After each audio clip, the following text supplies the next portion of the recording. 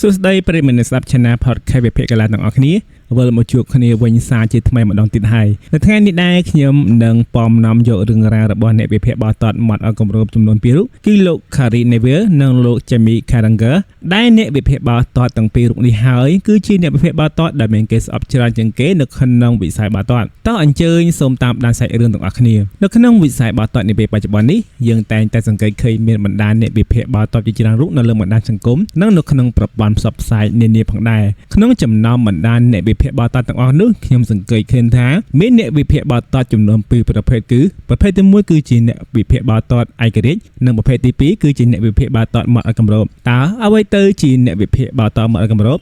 អ្នកវិភាគបាល់ទាត់មាត់ឲ្យគម្របនៅទីនេះគឺចង់សម្ដៅទៅលើអ្នកវិភាគបាល់ទាត់ទាំងឡាយណាដែលចេះតែនិយាយលង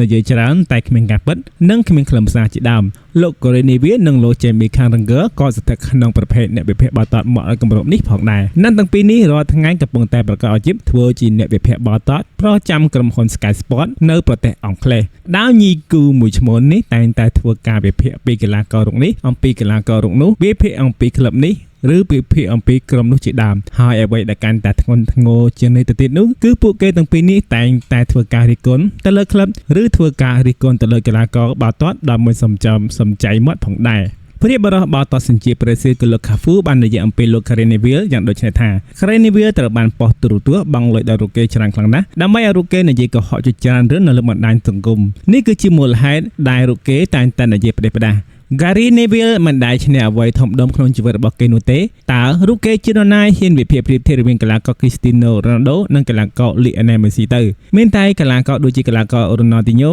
Pele, Zidane និងកីឡាករ Platini តែប៉ុណ្ណោះដែលអាចធ្វើការវិភាគប្រៀបធៀបរវាងកីឡាករ Cristiano Ronaldo ទៅនឹងកីឡាករ Lionel Messi បានព្រោះពួកគាត់គឺជាកីឡាករដែលស្ថិតដល់កម្រិតរបស់កីឡាករ Cristiano Ronaldo និងកីឡាករ Lionel Messi អ្នកវិភាគបាល់ទាត់នៅក្នុងប្រទេសអង់គ្លេសចូលចិត្តនិយាយច្រើនខ្លាំងណាស់ប៉ុន្តែពួកគេមិនដែលឈ្នះអ្វីជាដងកំភួននោះទេកាលពីឆ្នាំ2015នៅពេលដែលអ្នកវិភាគបាល់ទាត់គឺលោក Jamie Carragher បាននិយាយចំអកឡកលើទៅដល់ក្រុមបិសាចក្រហម Manchester United លោក Jose Mourinho ដែលយើងហៅថា The Special One បានជិះមើលថ្លៃក្នុងសន្ទរកថារបស់លោកថា Jamie Carragher និយាយច្រើនពេកហើយការ Jamie Carragher នៅជាកីឡាកររូបគេមិនតាន់នឹងជាប់ចំណាត់ថ្នាក់ជាខ្សែការពារកម្ពុជាទាំង1000នាក់នៅក្នុងប្រវត្តិសាស្ត្របាល់ទាត់ផងតើកីឡាករដែលមិនធ្លាប់ស្គាល់រសជាតិពាន Premier League តើសោះអាចនិយាយវិភាគថាធ្វើបែបណាទើបឈ្នះពាន Premier League បានយ៉ាងដូចម្តេចទៅអ្នកវិភាគបាល់ទាត់ម្នាក់ទៀតប្រចាំប៉ុស្តិ៍ Sky Sports ដូចគ្នាគឺលោក Roy Keane ក៏ជាអ្នកវិភាគបាល់ទាត់បែបលំអៀងម្នាក់ផងដែរដោយបន្ទាប់ពីខ្សែប្រយុទ្ធសញ្ជាតិប៉ុបទូហ្គាល់ Cristiano Ronaldo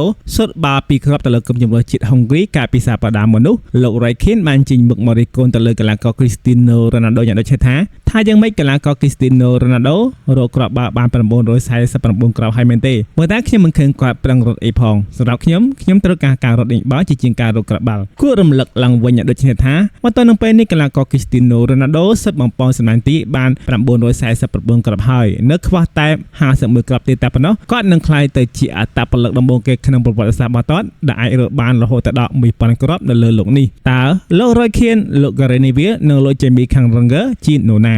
លោក Roy Keane និងលោក Gary Neville ធ្លាប់ជាអតីតកីឡាកររបស់ក្រុមបិសាចក្រហម Manchester United និងក្រុមហង្សក្រហម Liverpool ចំណែកឯលោក Jamie Carragher វិញធ្លាប់លេងឲ្យក្រុមហង្សក្រហម Liverpool ផងដែរពួកគាត់ទាំង3នាក់នាពេលបច្ចុប្បន្ននេះកំពុងតែធ្វើការឲ្យក្រុមហ៊ុន Sky Sports ហើយមានរឿងរ៉ាវជាច្រើនដែលត្រូវបានពួកគាត់ធ្វើការវិភាគវិញ្ញាជីរជីគោលធ្វើឲ្យប៉ះពាល់ទៅដល់ឯកជនភាពរបស់អ្នកដទៃថែមទៀតផងនៅក្នុងប្រទេសរបស់យើងវិញខ្ញុំក៏សង្កេតឃើញមានបណ្ដាញអ្នកកាន់ពេកតំណាងឲ្យក្រុមបាល់ទាត់ផ្សេងៗជាច្រើនបានកំពុងតែធ្វើការផុសបញ្ឆេះកំហឹងទៅដល់បណ្ដាញអ្នកគាំទ្របាល់ទាត់ឲ្យមានការស្អប់គ្នាជាពិសេសដូចជា fan របស់កីឡាករ Cristiano Ronaldo និង fan របស់កីឡាករ Lionel Messi អញ្ចឹងតាមពិតទៅមុននឹងបងឡើយអ្នកគាំទ្ររវាងក្រុមទាំងសងខាងត្រូវរើគ្នាល្អជាទេប៉ុន្តែបន្ទាប់ពីមានការបញ្ឆេះកំហឹងចោទចោលពីបណ្ដាម្ចាស់ផេកទាំងអស់នោះបានធ្វើឲ្យអ្នកគាំទ្រក្រុមទាំងសងខាងស្អប់គ្នាទៅវិញទៅមកតាមគំនិតរបស់ខ្ញុំគិតថា Cristiano Ronaldo និងកីឡាករ Lionel Messi ត្រូវរើគ្នា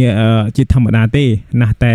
អ្នកបញ្ឆេះរឿងទៅតើវីដេអូនេះគ្រាន់តែជារឿងរ៉ាវបាល់ទាត់ខ្លីៗដែលខ្ញុំបានដកស្រង់សម្រាប់អ្នកទាំងអស់គ្នាស្ដាប់កម្សាន្តតែប៉ុណ្ណោះប្រសិនបើអ្នកទាំងអស់គ្នាចូលចិត្តប្រភេទវីដេអូរឿងរ៉ាវបាល់ទាត់ខ្លីៗបែបនេះបន្តទៀតកុំភ្លេច Subscribe អ្នកមើលផងដើម្បីទទួលបានអេពីសូតថ្មីៗបន្តទៀតសូមអរគុណជួបគ្នានៅវីដេអូក្រោយ